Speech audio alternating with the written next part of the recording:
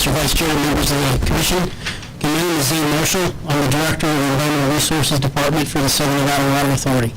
I've worked for SNWA for 16 and a half years, and I'm a native of Las Vegas. SNWA, as you may know, is a subdivision, a political subdivision in the state of Nevada. We're responsible for managing approximately water resources for approximately 70% of the population of the state of Nevada. As an organization, we are committed to the responsible management of natural resources and into environmental sustainability. And in that, for at least my tenure, NDOW has been an important collaborator or partner in management of natural resources with SNWA in southern and central eastern Nevada. We work very closely with NDOW on the restoration and stabilization of the Las Vegas Wash and work on the Virgin and Muddy Rivers management, acquisition and management of the Warm Springs Natural Area, which seeks to manage spring habitat for native fishes. We've also worked very closely with NDOW. NDOW's worked as an advisor to develop the biological monitoring plans and implement the Spring Valley monitoring plan for both the Spring Valley and the DDC stipulations.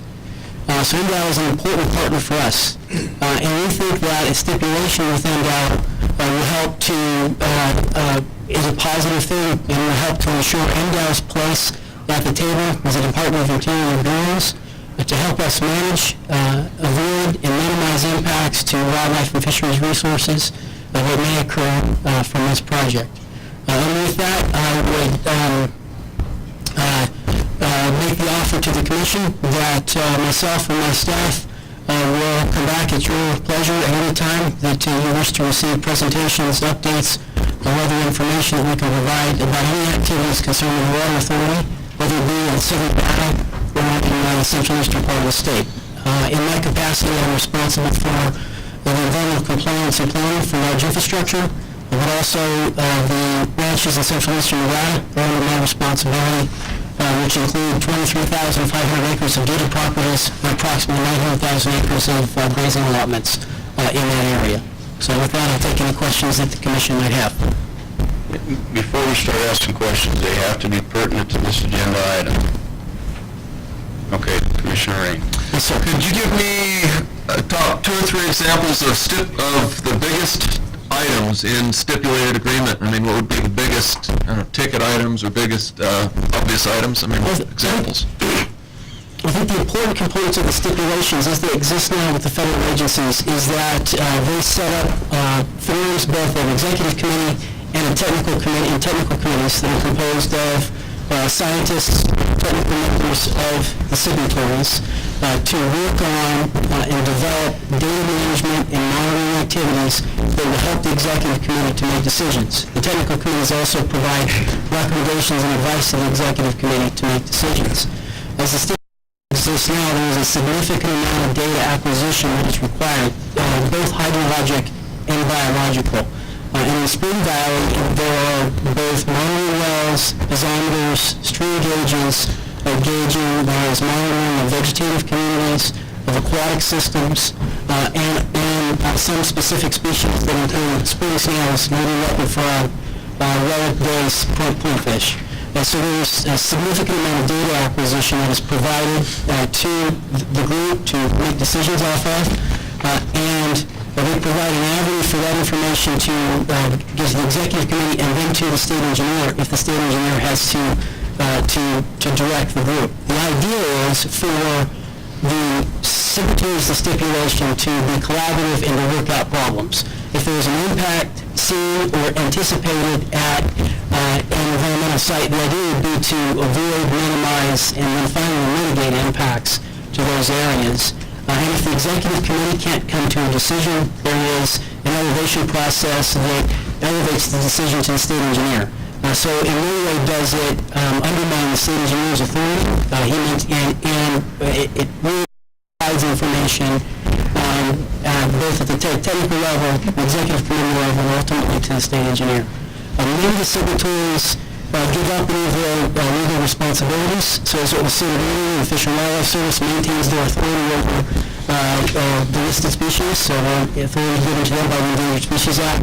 The BLM retains their authority given to them by the Public Lands Policy Act, Public Lands Management Act. So there's no authority that's given up.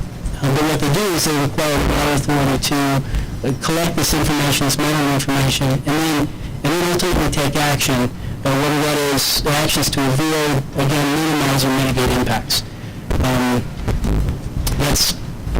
That's the focus, really.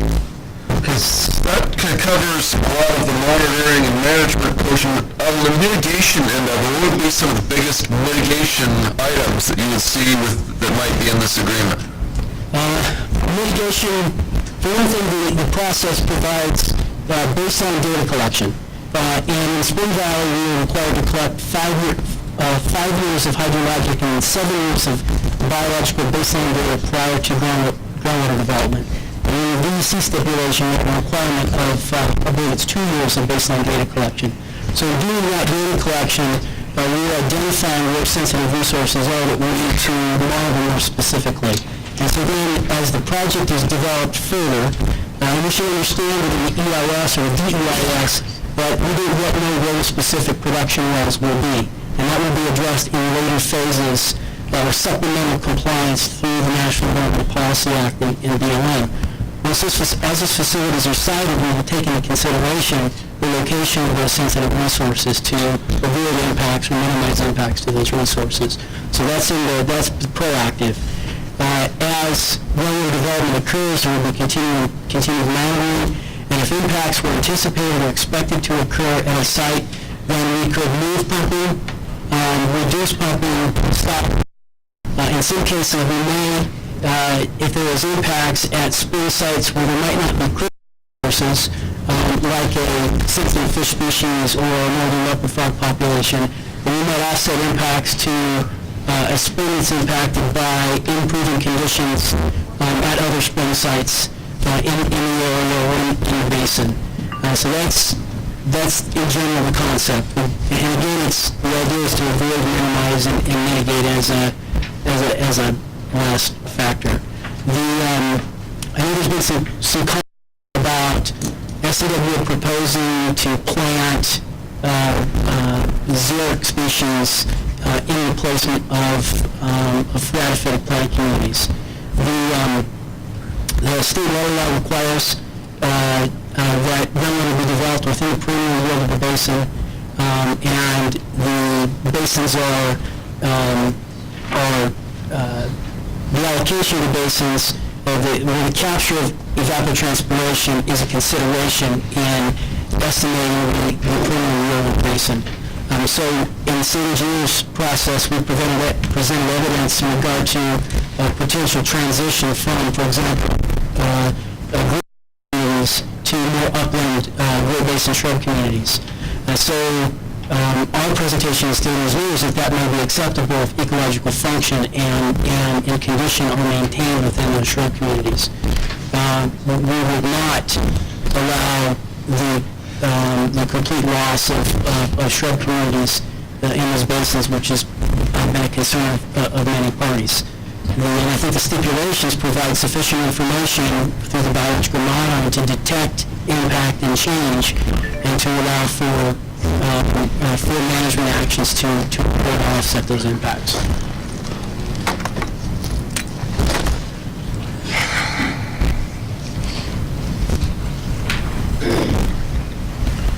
Yeah, Mr. Marshall, just a quick question for you. Is there anything in the stipulation between SNWA and the Department of Interior agencies that triggers reduced or to eliminate pumping once these impacts are identified until a resolution can be developed? There are no specific triggers in the stipulations at this point. The stipulations identify general goals and a requirement to avoid what we call unreasonable adverse effect to aquatic dependent resources in Spring Valley and the DDC valleys. We would expect there would be thresholds or decision thresholds to be developed as we move further with the project, as we identify where production wells are placed, and we have more baseline data to base any decision thresholds and triggers on. So there are no specific triggers at this point. However, there is an elevation process in those stipulations that allow any of the signatory parties to convene either the biological work group, the biological resources team, or the TRP, if they believe that an impact or effect is occurring, or have evidence or believe that an impact may occur to a resource, and then the committees convene and begin to discuss how, if an impact that or if there's evidence for it to occur, and then what to do about it. And then they would make a recommendation to the executive committee to take action. I'd like to say that NDOW has been involved in both the DVC stipulations as a technical advisor. They were invited by the technical committees to participate, and Spring Valley Utah Division of Wildlife Resources staff are also participating because of concern of inter-basin flow to Snake Valley. NDOW staff have assisted us in developing the biological monitoring plans for both stipulations, and in the Spring Valley stipulation, they've assisted us with some field data collection and then the evaluation and revision of field protocols, and that's primarily to do with aquatic resources in Spring and Snake Valleys. And this stipulation will give NDOW essentially a seat at the table as a decision maker, and our desire would be that NDOW sit at the same table with the DOI agencies for the executive committee and the technical committees as a decision maker, so that we resolve these issues of potential conflict, environmental conflict, together as our groups. That's the idea. And then a more specific question in regards to sage grouse. Obviously, you know the issues and challenges we face in terms of sage grouse. Is there anything in the stipulated agreements that would address that, or anything that you guys have been working on? Because I know the project's in sage grouse habitat. And a follow-up question, or maybe you can answer this at the same time, what would the listing of the sage grouse mean to this project? So the first question is how are sage grouse addressed? In the Spring Valley stipulation, sage grouse are addressed essentially through habitat. And with that habitat approach, there is monitoring that is placed, and the type of habitat that would be impacted, at least indirectly from groundwater development, would be the summer breed habitat within the water meadows and grasslands in Spring Valley. So we have placed monitoring transects within those habitat types to monitor impact specific to the stipulation. In addition to the stipulation, the SNWA on one account has worked with NDOW staff in the Erie office to participate and assist with the trend-like monitoring in Spring Valley. And we also conducted a 2-year telemetry in the southern two-thirds of Spring Valley. We purchased and deployed 20 telemetry tags and identified locations of those birds every 2 weeks for about 26 months. And NDOW was an important partner in that research effort to understand the population of sage grouse in Spring Valley and how they use both our duty properties and the public lands in that area. In the DVC stipulation, there was sage grouse habitat and summer breed habitat in the northern portion of Snake Valley, and that is specifically identified in the stipulation, and we have monitoring identified there to monitor sage grouse habitat in that area. So at this point, has the authority adopted or recognized any of NDOW's developed offset limits in terms of offsets from LECs on permanent facilities or avoidance of priority habitat area? Has the authority adopted any of those guidelines? As part of our applicant committed conservation measures through the right-of-way process of BLM and in the DEIS, we have, I think we've used the 2-mile buffer from LECs for facility placement. It's definitely a concern in future placement of the future facilities, which are the wells, the production wells, and other ancillary facilities. And so that is definitely part of the decision process in terms of where we place the hard facilities and how those might impact LECs in the project area. as part of the baseline studies, I should also say, we conducted aerial surveys, we worked with NDOW to conduct aerial surveys to try and identify additional unknown laxity area. We did not with that survey effort, but with the telemetry work in Spring Valley, we found active lax in Spring Valley. So, and all the information we collect and make publicly available and provided to the federal and state agencies. So it becomes all of our information to make decisions from. Well, thank you for being here today. I appreciate you providing some additional insight into where at least the authority's coming from on this. You're welcome, Commissioner. I didn't answer the second question in regard to the list. Yeah, absolutely. As listed species, if the sage-grouse were listed, it depends on when that listing occurred with project compliance. But the BLM, being the action agency, would have to consult with the U.S. Fish and Wildlife Service on any project impacts to sage-grouse. And through the Section 7 consultation, which is the compliance vehicle, the process that they have to go through to comply with the Endangered Species Act, sage-grouse are being considered as a technical advisory species. So we're analyzing the impacts of sage-grouse, what BLM is, analyzing the impacts of sage-grouse through the Section 7 process as well.